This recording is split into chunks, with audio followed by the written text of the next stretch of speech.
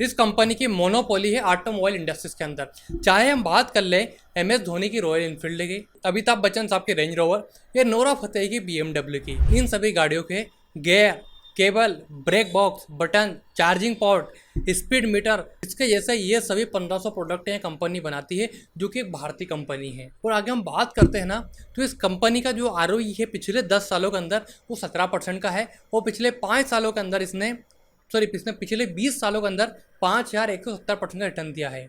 यानी आप सालाना निकालते हो तो 250% का एनुअल रिटर्न हर साल। आगे हम बात करते हैं इस कंपनी के बारे में। हम यहाँ पर देखने वाले हैं कि इसका मार्केट कैप जो है वो अभी केवल 5700 करोड़ का, यानी अभी स्मॉल कैप की कंपनी है। स्टॉक का भी 44 के ऊपर चल रहा है।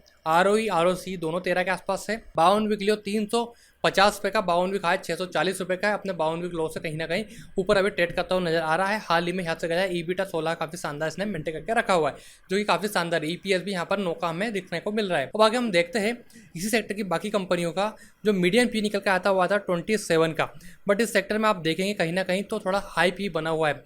बट आप क्वार्टर रिजल्ट देखेंगे तो हर क्वार्टर में यहाँ पर आपको ग्रोथ देखने को मिलेगी। हम यहाँ लास्ट क्वार्टर की बात करते हैं, यहाँ पर 832 करोड़ रुपए का इसने रेवेन्यू करके दिया था, जो भी इसके पिछले दिसंबर क्वार्टर की तुलना में काफ़ी ज़्यादा है। यानी आपको हर क्वार्टर ग्रोथ यहाँ पर देखने को मिल रही है। यदि हम इस मार्च क्वार्टर की बात करें, अप्रोक्स जो यहाँ पर अनुमान लगाया जा रहा है 850 करोड़ प्लस की यहाँ पर से लेके आने का अनुमान लगाया जा रहा है कि कंपनी इसके आसपास की ग्रोथ यहाँ पे देखने को मिलेगी, क्योंकि 28 मई को इसका मार्च क्वार्टर के रिजल्ट आने वाले हैं।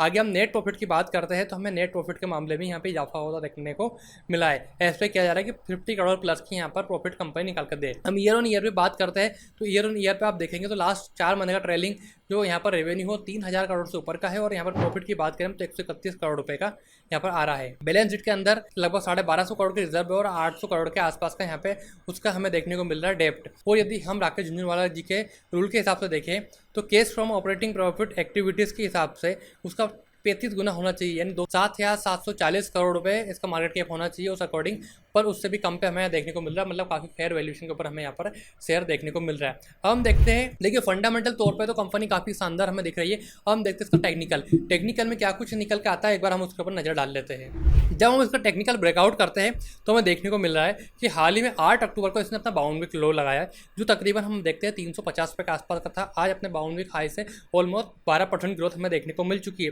बट यदि हम टेक्निकल ब्रेकआउट की बात करें तो हमें टेक्निकल ब्रेकआउट जो मिलने वाला है अप्रोक्स 460 रुपये के ऊपर मिलने वाला है।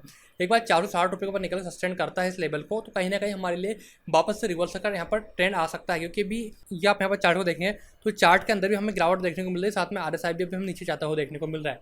RSI भी डाउनवर्ड है, चार्ट भी हमें यहाँ पर बेरिश मोड में दिख रहा है। बट ये जो 460 रुपये का स्ट्रॉन्ग रेजिस्टेंस जोन है, इसको जब तक पार नहीं करते तब तक ये नीचे ही बना रहेगा, बेरिश मूवमेंट में रहेगा। एक बार 460 को जैसा पार करता है तो हमारे लिए 450-500 तक के रास्ते ओपन हो जाएंगे।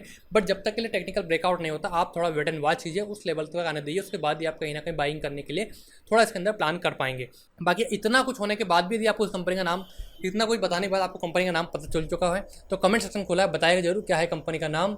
उससे पहले आप वीडियो को लाइक ठोको, चैनल सब्सक्राइब करो, वो कंपनी का नाम कमेंट करो, और नहीं बताता है तो मैं बताता हूँ। कंपनी का नाम है सुप्राजित इंडिया लिमिटेड।